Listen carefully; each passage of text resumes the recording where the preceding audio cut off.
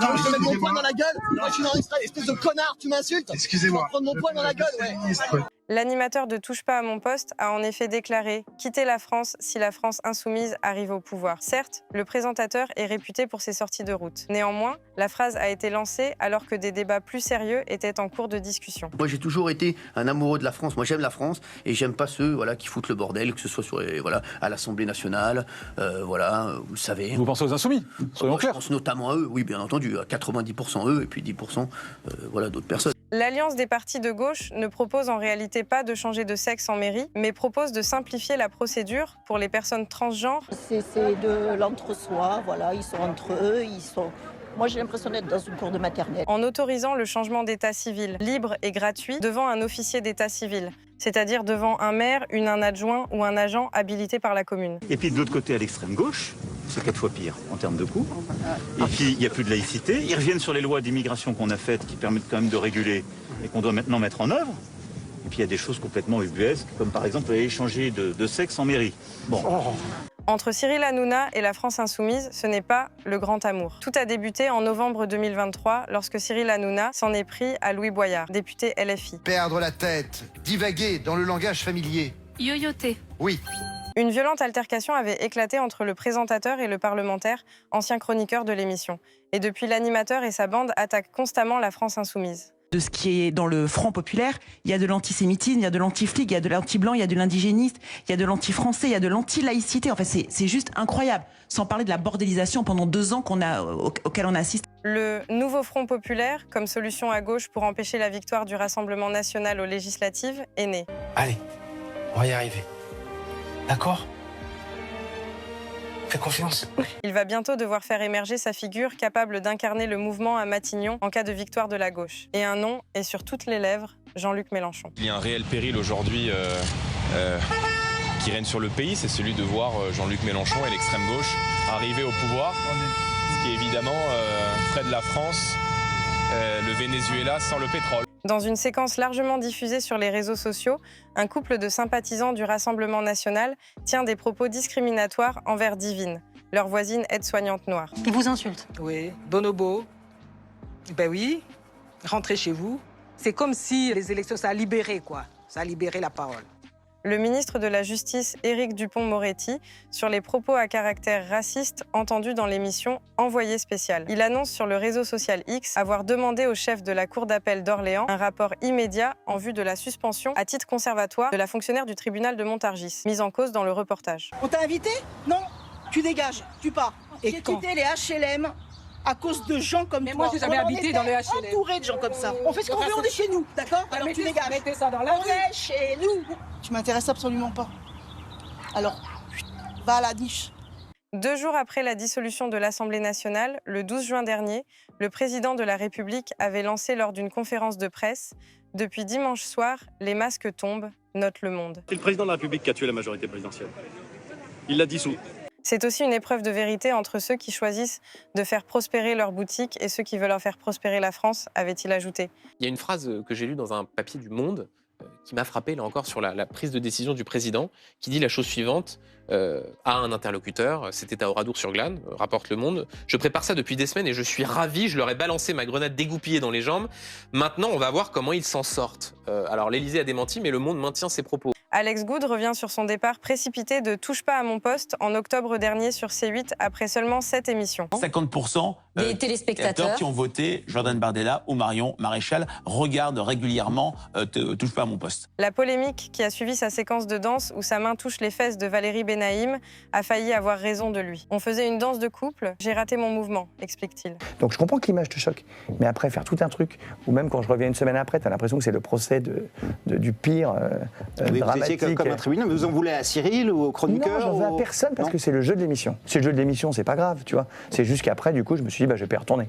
Cyril Hanouna inaugurait ce lundi 17 juin sa nouvelle émission sur Europe 1, On marche sur la tête. Une quotidienne à l'antenne pour 2 semaines jusqu'au premier tour des élections législatives anticipées. Image du jour, et ce mardi, c'est Marine Le Pen qui félicite Cyril Hanouna pour sa première quotidienne sur Europe 1. Dans cette première inaugurale, il a, entre autres, Était question de l'engagement sur les réseaux sociaux ou dans les médias, des youtubeurs, mais aussi des footballeurs à propos des élections législatives. Thibaut InShape a été le seul à dire juste « Moi, je ne vous dis pas pour qui aller voter. Allez juste voter, allez vous inscrire sur les listes électorales et allez voter. Point. Pas de leçon ni extrême. » Et comme vous l'avez dit tout à l'heure, Cyril, pardonnez-moi, mais pour monter à l'arbre, il faut avoir le cul propre. Alors, je ne l'ai pas dit tout à l'heure. Non, mais c'est un de vos proverbes préférés en télé, donc je ne vois pas pourquoi ça ne le serait pas en radio. Merci. Lors du rassemblement organisé mercredi soir pour condamner le viol à Courbevoie d'une jeune fille de 12 ans, le maire PS de Paris-Centre a réagi contre les hurlements d'un militant d'extrême droite à son encontre. Il est attaqué par celles et ceux qui condamnent l'alliance avec la France insoumise pour les législatives.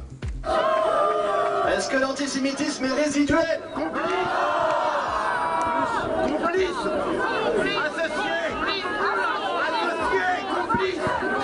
C'est un Ariel Wild fou de rage qui lâche le micro après sa prise de parole sur le parvis de l'Hôtel de Ville de Paris. Vas-y, Hippo, fais-nous un petit colère. Colère! Sur ses fesses. Plusieurs élus et le collectif Nous Vivrons étaient réunis pour condamner le viol d'une jeune fille de 12 ans, un moment d'émotion au terme duquel le maire PS de Paris-Centre s'est emporté. On est là. Toi, tu m'insultes, espèce de connard, tu m'insultes. Non, je te mets mon poing dans la gueule. Moi, je suis dans l'extrait, espèce de connard, tu m'insultes. Excusez-moi. Tu vas prendre mon poing dans la gueule, ouais. Tu me Monsieur refais ça, je te pète la gueule, espèce de connard. On fait le déplacement pour leur engagement dans la lutte contre l'antisémitisme. On vous demande de les entendre. Une alliance qui ne passe pas. Face aux résultats du Rassemblement national lors des élections européennes, les partis de gauche ont décidé de s'allier pour lui faire barrage. De fait, Raphaël Glucksmann a décidé de s'allier à la France insoumise comme d'autres partis de gauche. Est-ce que vous voulez un tract pour les élections? Ah non, non, vous voulez pas?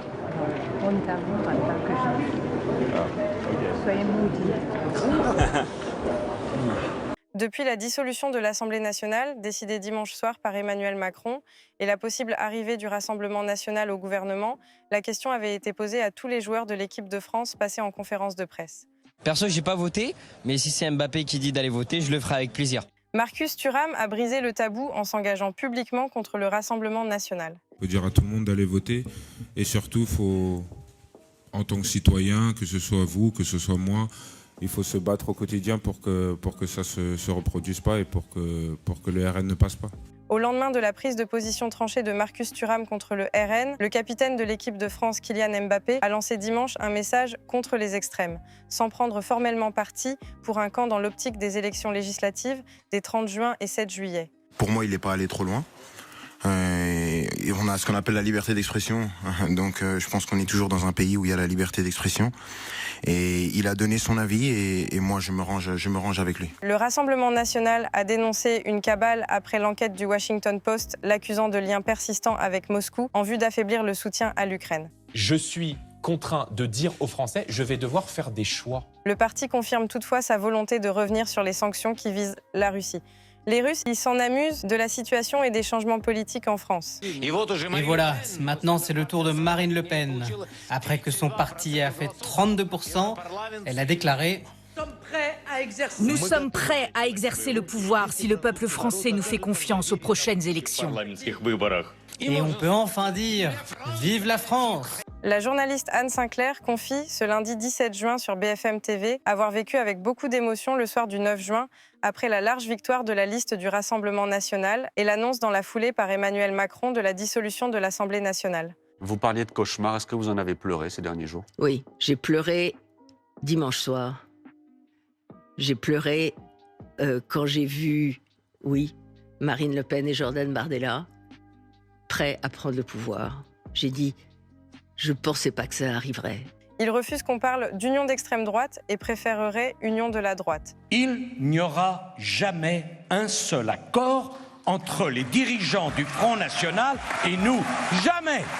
Le président des Républicains, Éric Ciotti, a demandé au ministre de l'Intérieur, Gérald Darmanin, une rectification immédiate de la classification retenue pour les candidats LR, soutenus par le Rassemblement national avant les élections législatives. Les Français ont le sentiment, qui est sans doute vrai, que LFI est un parti infréquentable et extrémiste et que le RN, c'est autre chose. C'est pas un parti qu'il qualifierait d'extrême droite, si tant est qu'on puisse définir ce qu'est l'extrême droite. Je voudrais bien qu'on m'explique un jour. Document exceptionnel, a prévenu Julien Courbet dans « Ça peut vous arriver ». L'animateur a diffusé une conversation téléphonique qui a mal tourné lors d'une enquête contre un concessionnaire accusé d'escroquerie par l'une de ses victimes, Jean-Pierre, qui n'a jamais reçu la voiture, qui lui a coûté 18 000 €. Est-ce que vous vendez toujours des véhicules? Ah bah effectivement, monsieur, on ne fait pas de machine à laver ni de tracteur. Est-ce que je peux vous par message, c'est possible ou pas? Et par la chatte à votre mère, vous voulez pas que je vous l'envoie dans la grosse chatte à votre mère directement peut-être? Allez, on p*** votre mère, bonne soirée, au revoir. Ok, bah bonne journée. Ambiance tendue au studio de France Inter. Invitée dans la matinale présentée par Nicolas Demorand, la ministre de la Culture Rachida Dati répondait aux questions du journaliste politique alors qu'elle critiquait le programme du nouveau Front populaire et du Rassemblement national pour les législatives anticipées. Elle a soudainement interrompu sa réponse. Défiscalisé. On va revenir au programme. Revenir au programme. Pour l'instant, on est sur le moment politique que l'on vit. Attendez, voilà. Je vais vous dire, moi je suis surprise. Vous avez vu Monsieur Glucksmann, là, samedi ou vendredi, le gars, il a déroulé pendant... C'était un meeting. Monsieur Jospin, hier, vous pouvez me laisser finir 3 phrases. Voilà.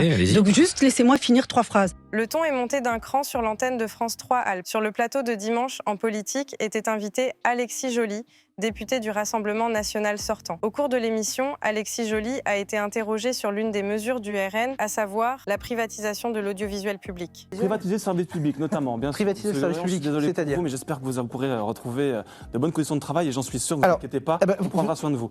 Vous allez me forcer à sortir de ma réserve et après je vous redonnerai la parole. J'ai pas fini. Privatiser le service public, je suis désolé, alors je vais sortir un petit peu du rôle du journaliste, mais j'ai un peu l'impression là, sans vouloir vous offenser, que vous crachez dans la soupe que vous êtes en train de boire.